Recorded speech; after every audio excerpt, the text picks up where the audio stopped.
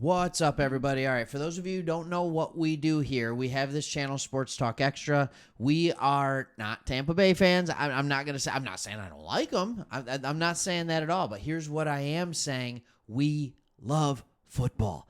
And we started this channel kind of with an emphasis on teams that the national media doesn't pay enough attention to.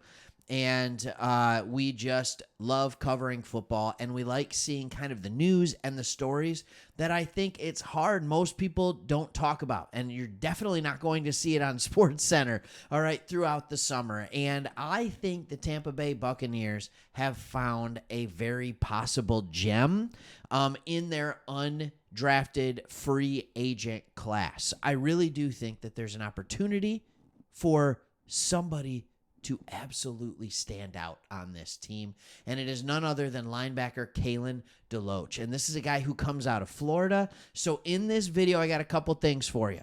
I've got a good comparison for you, a comp, and it's going to seem crazy, but I'm going to show you some of the reasons why this is the comp for me.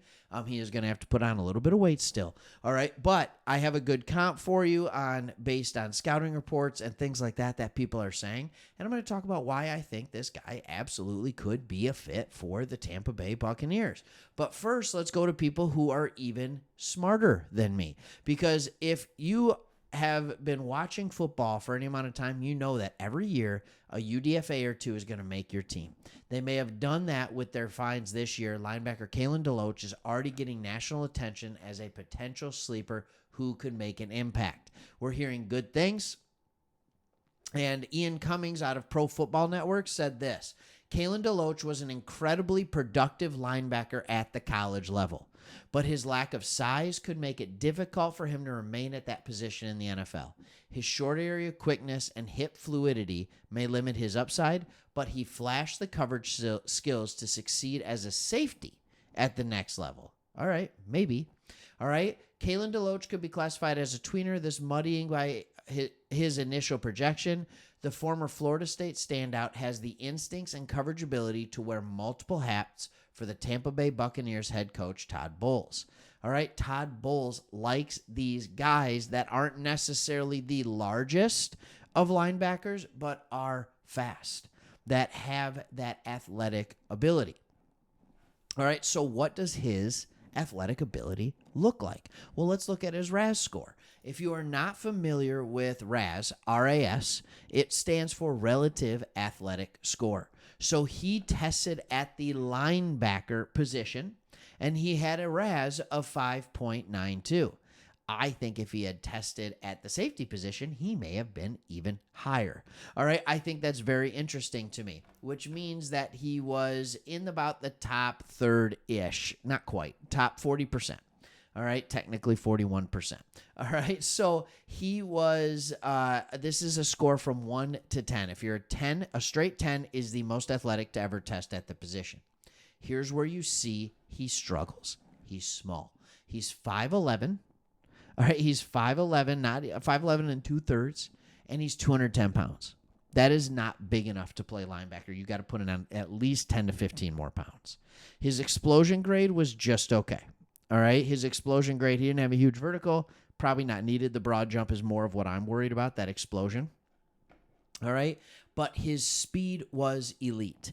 And by the way, running a 4.47 is a great speed for a safety as well. So here's kind of the role that I think he really could play. He could play this hybrid role that can easily drop into coverage, but can be a blitz specialist at any time that he wants to be, because you don't know what he's going to do. He could very easily cover a tight end. He could even cover out of the slot if he needed to. He can jump back and play deep as a safety. He's going to do a lot of those things. He has a nose for the football. He's going to be a good special teams player for sure. So what is my kind of weird comparison that I think it makes sense for him to be? And it is one, Frankie Louvu, who I think you guys probably know from his days with the Carolina Panthers. All right? He's not with the Panthers anymore. Don't worry. So I think that this is a guy that kind of makes sense. Luvu was taller, he was bigger, but I would say pounds per inch, they were very similar builds. Luvu was not known as a big athletic kind of guy, and everybody thought his athleticism was going to get in his way, but it didn't. He was a playmaker, and he ended up having a very successful career, especially over the last couple years. And he's still young, and he's still going to make that career even better. All right. I think sometimes guys who are productive at the college level get overlooked when it comes to NFL. If they don't have all the measurables, it's like, oh, I don't know if he's going to be the guy. And then all of a sudden you look and you're like, they're actually not that bad. Like, I think of guys like Malcolm Rodriguez for the Detroit Lions. You see my Lions gear back there. He's a guy that comes out. I think we drafted him in the 6th round out of Oklahoma State. He's a little undersized. He has good speed, but he was just a shockingly productive linebacker at the college level. So what he settled in as for the Detroit Lions was an absolute special teams ace specialist, and he ends up getting, 300-400 snaps throughout the course of the year because injuries happen and because he has good versatility. I think that makes sense.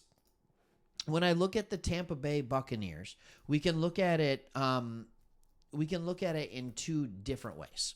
We can look at their overall depth chart, or we can look at it from their starting lineup. So I'm going to start with just kind of the starting lineup, and I love the way it's laid out on PFF. Right? You have a really kind of good team around here, but you no longer have what looks to be that just kind of elite edge rusher type. So you're going to have to create pressure either from the inside with Kalijah Kancey, who, by the way, is getting healthy. I think he's healthy, and I think he could wreak some havoc this year. You can line him up all across the line. I know this isn't a Kalijah Kancey video, but, man, I could make one.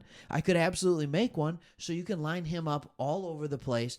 And I think really when you look at it, this is a guy in DeLoach that it's like, oh, man, maybe he could be kind of a guy who you bring out there that is so multifaceted that it allows the offense not to know what's going on.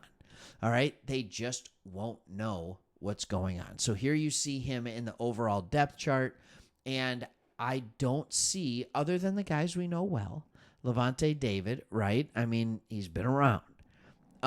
This is a linebacking room that's wide open. Why not?